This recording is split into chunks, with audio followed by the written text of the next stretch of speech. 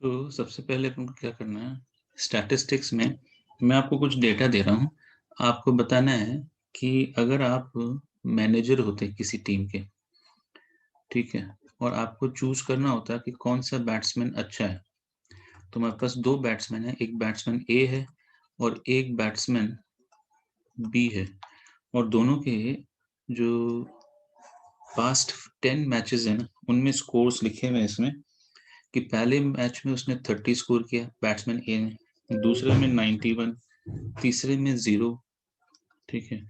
Fourth में 64, फिर fifth में 42, सिक्स्थ में 80, सेवेंथ में 30, फिर एट्थ मैच में 5 रन स्कोर किए, फिर नाइन्थ मैच में 117 स्कोर किया और लास्ट मैच में 10th मैच में 71, ठीक है? और बैट्समैन बी की अगर बात करें तो पहले मैच में 53, दूसरे मैच में 46, तीसरे मैच में फिर से 48, फिर 50, फिर 53, ठीक है? और फिर से 53, फिर 58 पे आउट हो गया, फिर हो गया 60 पे आउट, फिर 57 पे और फिर लास्ट में 52 पे आउट हो गया फिर से ये। तो बैट्समैन ए के भी स्कोर सामने आपके और बैट्समैन बी के भी स्कोर सामने आए।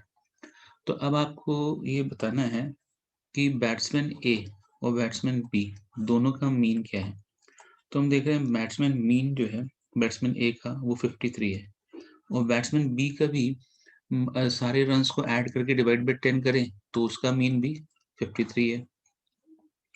अगर मैं इनको असेंडिंग ऑर्डर में अरेंज करूं और मीडियन निकालूं तो बैट्समैन ए का मीडियन भी 53 आता है क्योंकि ये 10 इनिंग्स हैं। तो हमारे जो 2 मिडल इनिंग्स होंगी, पहले असेंडिंग ऑर्डर में अरेंज करेंगे और 2 मिडल इनिंग्स होंगी, उनका एवरेज निकालेंगे तो 53 आ रहा है। चाहे बैट्समैन ए लें, चाहे बैट्समैन बी लें। तो हमारे लिए बड़ी मुश्किल हो गई कि दोनों का मीन भी सेम है, दोनों का मीडियन भी सेम है, तो अब हम किसको चूज़ करें? मैंने आप बता सकते हो, मेरी हेल्प कर सकते हो किसको चूज़ करें? सर बी वाले को। अच्छा, आपको बताना पड़ेगा कि अगर आपको मैनेजर बना दिया जाए और आप बोल रहे हो कि बैट्समैन बी को सिलेक्ट करो, तो उसका रीज़न क्या है?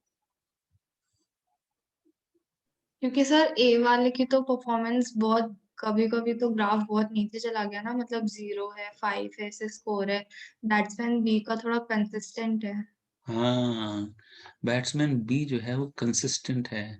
तो कभी तो बैट्समैन ए का 0 आ रहा है, कभी 5 आ रहा है, तो बहुत कम स्कोर भी किया है, 30 भी किया है ना? तो पर बैट्समैन जो बी है, उसका मिनिमम स्कोर कितना है? उसका मिनिमम स्कोर तो मुझे लग रहा है कि 46 है, ठीक है? हालाँकि मैक्सिमम स्कोर भी इतना ज़्यादा नहीं है, मतलब मैक्सिमम स्कोर मुझे लग रहा है कि 58 है शायद या 60 है। ठीक है, ये मैक्सिमम स्कोर है और ये मिनिमम स्कोर है। तो अच्छा, अगर हम maximum value minus minimum value निकालते हैं ना, उसको बोलते हैं रेंज। तो बताओ रेंज क्या है? रेंज ऑफ रन्स कहाँ से कहाँ तक रन बनाया है इसने अलग-अलग इनिंग्स में। तो अपन लिखेंगे 60 माइनस 46, इसकी रेंज क्या है? रेंज है फिर 14, ठीक है? और ऐसे ही बैट्समैन ए की रेंज क्या है? वो तो 117 मैक्सिमम है और मिनिमम 0 पे आउट हुआ है, तो 117। तो इसका कुछ अता-पता नहीं है कि कहाँ आउट होगा। अगर हम कोई साइंटिफिक एक्सपेरिमेंट करते हैं ना किसी इंस्ट्रूमेंट पे, तो हम ये कोशिश करते हैं कि ना जो वैल्यू आए किसी भी चीज़ का एक्सपेरिमेंट कर रहे हैं, तो उसकी वैल्यू कोई जो हम एक्सपेक्टेड वैल्यू है उसके आस-पास आए। तो डेटा जो कलेक्शन कर रहे हैं उसकी वैल्यूज़ अगर कंसिस्टेंट होती है तो रिलायबल डेटा होता है। पर जो डेटा कभी बहुत ज़्यादा वैल्यू आ रही है, कभी बहुत कम वैल्यू आ रही है, वो डेटा रिलायबल नहीं है। तो जैसे बैट्समैन ए का जो डेटा है, उसके जो रन्स हैं बैट्समैन ए ने पहली 10 इनिंग में जो रन बनाए, तो ये रिलायबल नहीं लग रहा क्योंकि कभी 0 पे, कभी 5 पे आउट हो रहा है। पर बैट्समैन बी तो वो कंसिस्टेंट है, दोनों का मीन और दोनों का मीडियन सेम है। तो हमें लग रहा है कि बैट्समैन बी को हमें चूज़ करना चाहिए क्योंकि वो कंसिस्टेंट परफॉर्मर है। अब कोई मैथमेटिकल टूल तो होना चाहिए ना कि भई हमें पता लगे कि कौन बेटर बैट्समैन है। हम ऐसे डेटा देख के तो अभी तो गेस कर रहे हैं, पर बहुत लार्ज नंबर ऑफ डेटा हो तो कैसे करेंगे? तो उसके लिए है जो ये वर्ड हमने कॉइन किया है, that is called mean deviation. तो एक होता है मीन डेविएशन, हम इस एक्सरसाइज में मीन डेविएशन पढ़ेंगे, और दूसरी एक्सरसाइज में पढ़ेंगे स्टैंडर्ड डेविएशन। ठीक है, तो मीन डेविएशन से शुरू करते हैं। तो मीन डेविएशन क्या होता है? अगर हम डेविएशन निकालें, डेविएशन किसको बोलते हैं? xi माइनस एक्स बार, मीन से डेविएशन इसको निकालते हैं, xi माइनस एक्स बार। अगर हमें मीन पता है तो सारी ऑब्जर्वेशंस को मीन में से माइनस करो और उसका फिर सम निकालो। तो जैसे मैं लिखा x1 माइनस एक्स बार, ठीक है, फिर plus x2 minus X bar. तो जितने भी स्कोर्स हमने 10 इनिंग में देखे हैं, इन सब को अगर मैं मीन में से माइनस करूं लास्ट जो इनिंग के लिए x10 माइनस एक्स बार, तो ये जो है ना हमेशा 0 आने वाला है, हमेशा। ऐसा क्यों सर? क्योंकि भाई मीन को हम मानते हैं सेंट्रल वैल्यू। मीन क्या है? Central value. जो कुछ वैल्यूज इसके लेफ्ट में होंगी और कुछ वैल्यूज इसके राइट में होंगी। तो जो वैल्यूज लेफ्ट में हैं, जैसे मानो मैंने लिखा 46, तो 46 माइनस 53, तो ये तो नंबर -7 हो जाएगा। ठीक है, और जैसे मानो कोई नंबर है 60, तो अगर मैं 60 माइनस 53 लिखता हूँ, तो फिर वो हो जाएगा कितना? वो हो जाएगा हमारा +7।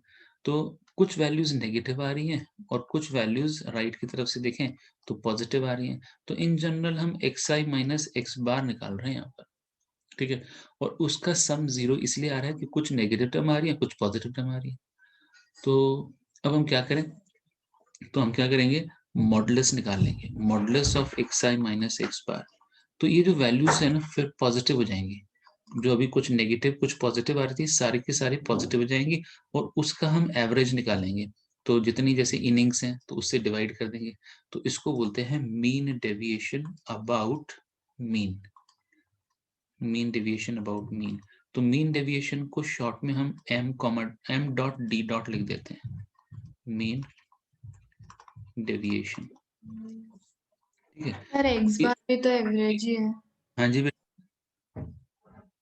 एक्स बार जो है वो मीन है, तो वो भी तो एवरेज है, तो अपन उसका भी एवरेज क्यों कर रहे हैं? उसका एवरेज, हाँ देखो, हम डेविएशंस का एवरेज कर रहे हैं, डेविएशन का एवरेज कर रहे हैं। तो इसको हम मतलब अभी समझ जाओगे। जैसे मैं ऊपर देखो स्क्रॉल कर रहा हूँ, अब आप मुझे पहले वाले पर्सन बैट्समैन बी का हम बात करते हैं। ठीक है, बैट्समैन बी का इजीली निकाल लेंगे। फर्स्ट इनिंग कितनी थी? 53। तो 53 माइनस 53, क्योंकि हमारा मीन क्या है? मीन हमारा 53 है। तो 53 माइनस 53 तो 0 आएगा, और 0 का मॉडुलस 0। ठीक है, तो ये 0 का मॉडुलस 0 आ गया। उसके बाद 46 माइनस 53 निकालोगे तो -7 का मॉडुलस +7।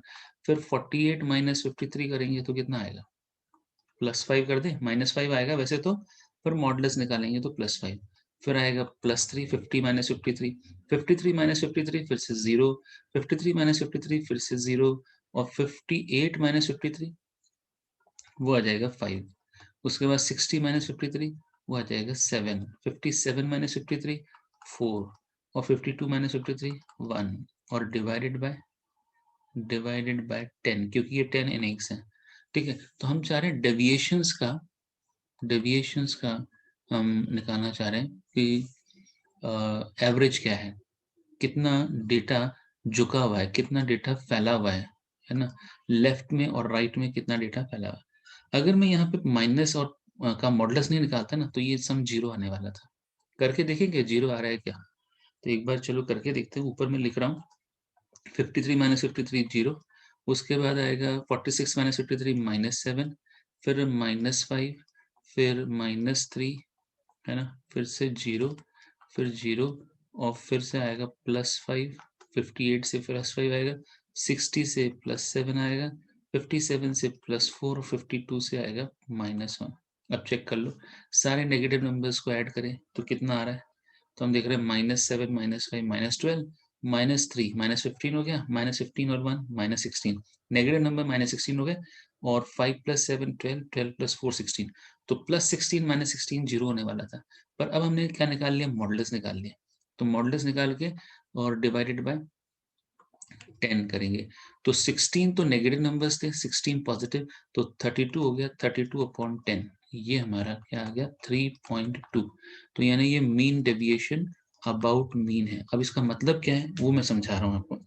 चलो अपन मीन प्लॉट करते हैं। ये बैट्समैन हम बी की बात कर रहे हैं, ठीक है। मैंने मीन प्लॉट कर दिया, यहाँ है 0 और ये मान लो है 100 और मैंने यहाँ प्लॉट कर दिया 53।